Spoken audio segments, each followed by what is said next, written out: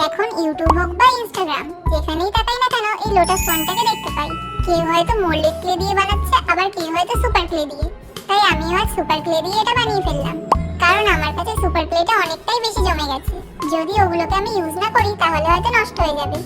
এটাকে পদ্মপুকুর বা লোটাস পন্ড যাই বলো না কেন, আমি এটাকে অনেকদিন আগে বানাবো ভেবেছিলাম, কিন্তু এই পদ্মপুকুরটা আমি কিসের উপরে বানাবো সেটাই এতদিন ধরে খুঁজে পাচ্ছিলাম না।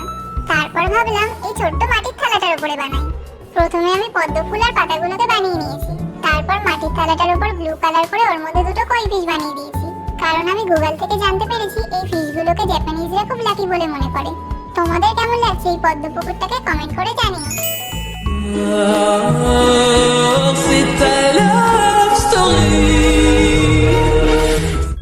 এই যে তোমরা ছোট্ট ব্যালন চাকিটাকে দেখছো, যখন আমি খুব ছোট ছিলাম তখন আমার মাসি আমাকে এটা দিয়েছিল। আমি তো এটার কথা প্রায় ভুলেই গেছিলাম। কাল হঠাৎ মা আমাকে এটা খুঁজে দিল। আমি যখন ক্লে দিয়ে কাজ করি তখন না সেই জায়গাটা খুব নোংরা হয়, এই জন্য আমি কোনো কিছু ঢাকনি বা খাতার উপরে এই ক্লের কাজটা করার চেষ্টা করি। এই ব্যালন চাকিটাকে পেয়ে আমার মনে হলো এটার উপরে ক্লের কাজটা করা অনেকটাই সহজ হবে। আজ আমি এটার উপরে বানিয়েছি একটা জবা ফুলের প্লেট, আবার এটাকে জুয়েলারি ট্রিও বলা যেতে পারে।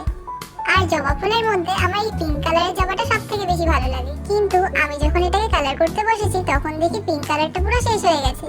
তাই আমি আবারও নতুন রং কিনে এনে তারপর কালারটা কমপ্লিট করেছি। জবা ফুলটা কেমন হয়েছে কমেন্ট করে জানিও।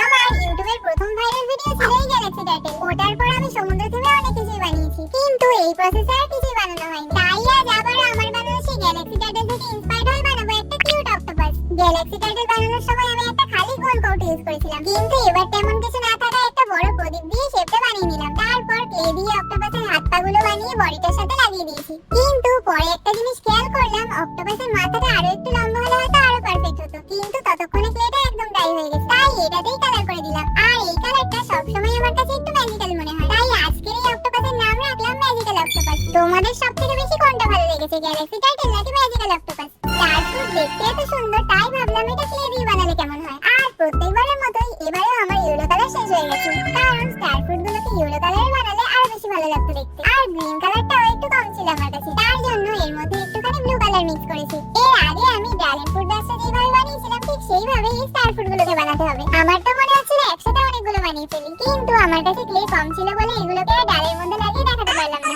একটা ছোট্ট মাটির বাটিতে রেখে দিলাম। তোমাদের কেমন লাগলো আমাকে কমেন্টে জানিও।